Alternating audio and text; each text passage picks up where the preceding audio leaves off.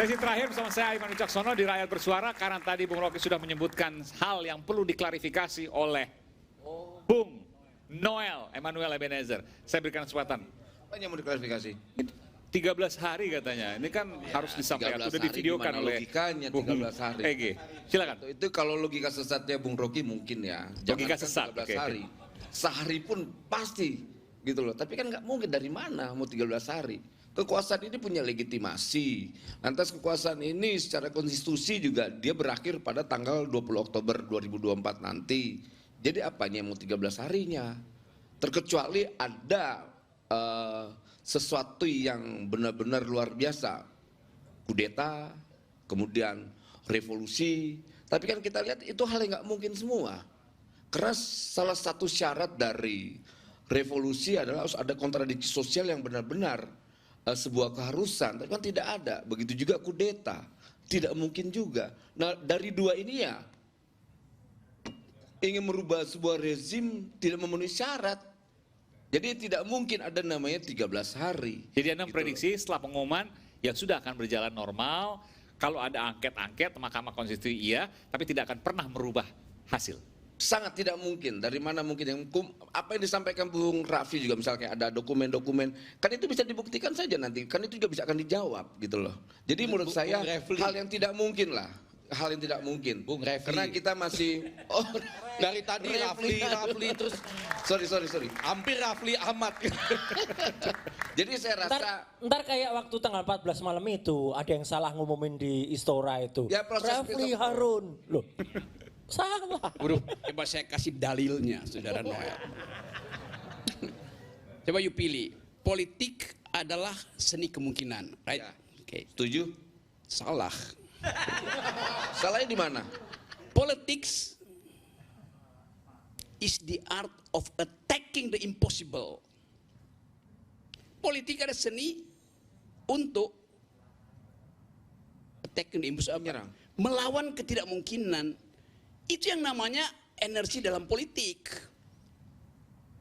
Tadi juga, bukan tadi, Anda nggak pernah yakin bahwa Prabowo akan milih Gibran itu. Gak ada dalam logikanya sampai kira-kira 120 hari yang lalu. Namanya beredar. Tapi akhirnya dipilih itu. Attacking the impossible. Saya kasih 13 hari.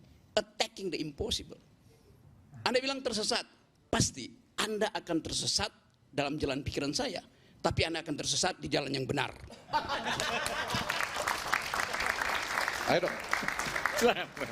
Ya, nyambung ya, attacking Ini waktu tinggal sedikit, tapi saya berikan kesempatan lagi attacking the satu-satu. impossibility. Jadi tentu saja kita tetap juga mengapresiasi lah kerja-kerja berat dari begitu banyak KPU, Bawaslu, dan DKPP yang belum selesai sampai sekarang. Nah, lalu apa kejutan buat besok gitu ya? Attacking the impossibility. Maka saya yakin, satu, besok rapat rekapitulasi KPU tidak akan dibuka dengan menjelaskan definisi Sirekap adalah. Itu. Enggak. Tidak akan. Dan mungkin tidak akan pernah disebut. Enggak, dan tapi itu bahaya.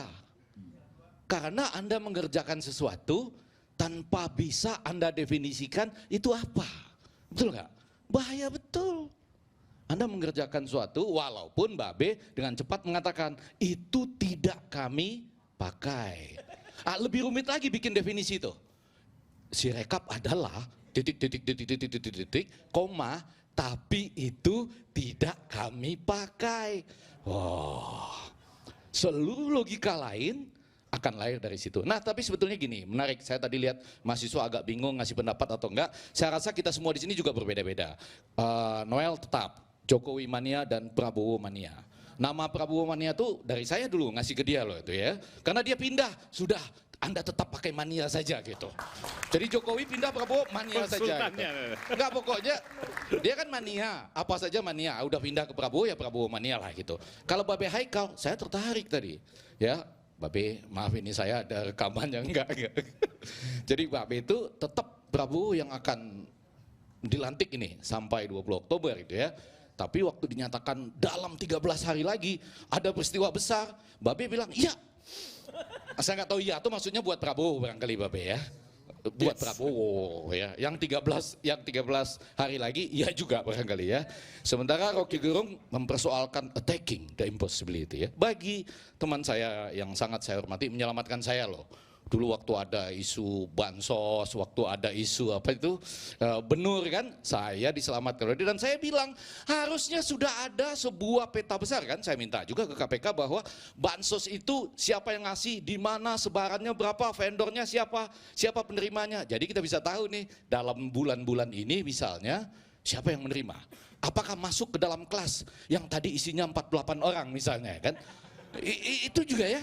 Sehingga mempengaruhi suara dari 48 orang di dalam kelas tadi. Kalau Roy Suryo tetap akan bersuara seperti apapun. Bagi saya sama seperti tadi ada pertanyaan, kenapa seperti namanya itu Bakre Weli Ndiaye dari Senegal sampai mempertanyakan Indonesia di sebuah forum internasional. Mungkin dia nggak penting, tapi kenapa dia mempertanyakan? Sama seperti terakhir bagi saya, ini juga attacking the impossibility. Menurut saya yang tidak bisa diredam itu para guru besar. Saya yakin mereka akan terus bersuara. Karena apa? Dulu Taufik Ismail bagus sekali loh. Bikin sebuah puisi kalau saya nggak keliru ya, Taufik Ismail ya. Mahasiswa takut kepada dosen, dosen takut kepada dekan, dekan takut kepada rektor, rektor takut kepada menteri, menteri takut kepada presiden, presiden takut kepada mahasiswa. Gitu ya Anda semua ya. Walaupun Anda nggak turun. Tetapi sekarang yang menarik adalah itu. Guru besar. Guru besar ini tidak takut kepada dekan, tidak takut kepada rektor, tidak takut kepada menteri, dan tidak takut pada presiden. Itulah yang mau saya sampaikan. Jadi ini yang akan tetap jalan. Oke. Mas Roy singkat saja, Bung Refli. Ya, artinya gini, Babe. awal kalau tadi ada untuk kepentingan partai, enggak sama sekali. Saya dari dulu bicara itu adalah karena saya sudah tidak lagi di politik, sudah 4 tahun aku di politik. Yang saya bela itu adalah teknologi. Saya hanya tidak rela, Mas Aiman, teknologi disalahgunakan untuk mendukung kejahatan. Itu kata kuncinya. Oke. Bung Refli silakan. Iya, mereka yang berunjuk rasa itu saya bahagia tidak ada yang berasal dari unsur partai politik.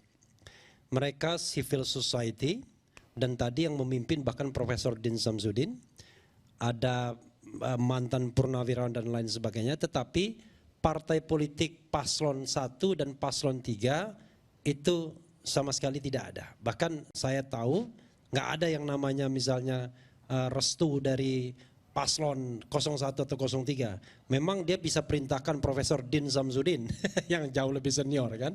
Karena itu menurut saya ini gerakan yang sudah beyond dari soal election. Kita bicara tentang sebuah masa depan negeri yang kalau dalam bahasa teman-teman yang lain barangkali positif, tapi bagi kita buramnya minta ampun. Kalau kita tidak segera mengubahnya. Dan kita berharap 13 hari itu bisa terjadi bahkan sebelum hari ke-13. Wabillahi taufiq wal hidayah. Wassalamualaikum warahmatullahi wabarakatuh. Diartikan dulu tadi yes apa tuh? Bung Ege tadi tanya. Yes itu maksudnya apa? Ya Pak Prabowo lah. Apa tuh? Oke, saya mau mulai begini. Tahun 1999 saya mengajukan disertasi. Judulnya Keberpihakan Media Massa dan Peranannya dalam Menciptakan Peluang Disintegrasi NKRI. Saya berikan itu ke banyak lembaga-lembaga, ternyata tidak ada satupun yang menanggapi. Pada waktu itu televisi swasta cuma ada RCTI, SCTV, TPI, dan koran-koran juga yang populer sedikit. Sekali lagi saya ulangi, disertasi yang saya ajukan ke banyak institusi itu adalah keberpihakan media massa dan peranannya dalam menciptakan peluang disintegrasi NKRI. Bayangkan hari ini, setiap handphone kita adalah media massa. Setiap handphone kita adalah, ya kita pemilik televisi sendiri di tempat kita masing-masing. Artinya kita bisa menyuarakan di Facebook, Twitter, Instagram, dan lain-lain.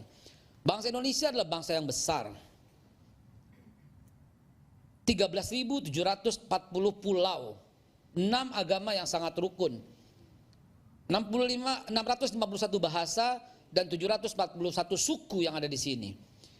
Terlalu amat sangat luas kalau kita harus melakukan pemilihan langsung berterus-terusan. Kegagalan demi kegagalan, kecurangan demi kecurangan yang diklaim oleh setiap masa kampanye akan terus terjadi. Karena itu saya memberikan satu wacana.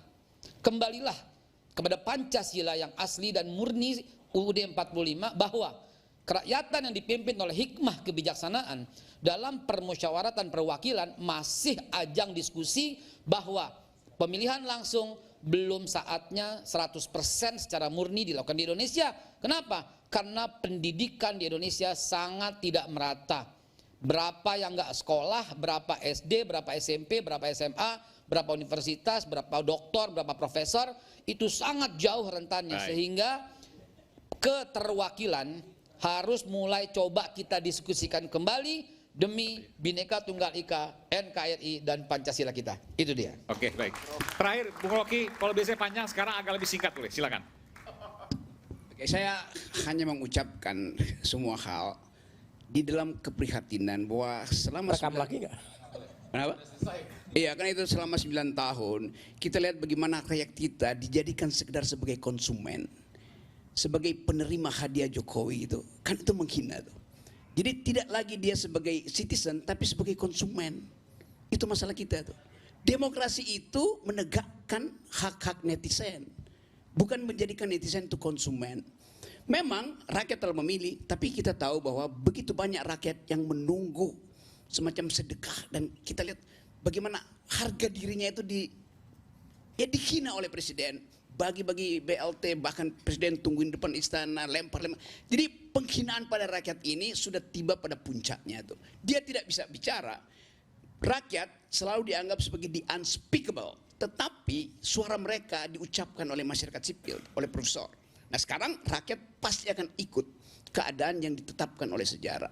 Kita tahu bahwa yang the unspeakable itu pada saatnya menjadi the unstoppable dalam 13 hari. Makasih. Pemilu 2024 mencatatkan sejarah baru demokratisasi negeri. Narasi Orde Baru yang kemudian marak mengemuka di ujung masa jabatan Mbak Warisan katanya. Saya Aiman Wicaksono undur diri. Terima kasih. Salam. Kita bertemu rakyat bersuara pada pekan depan. Salam.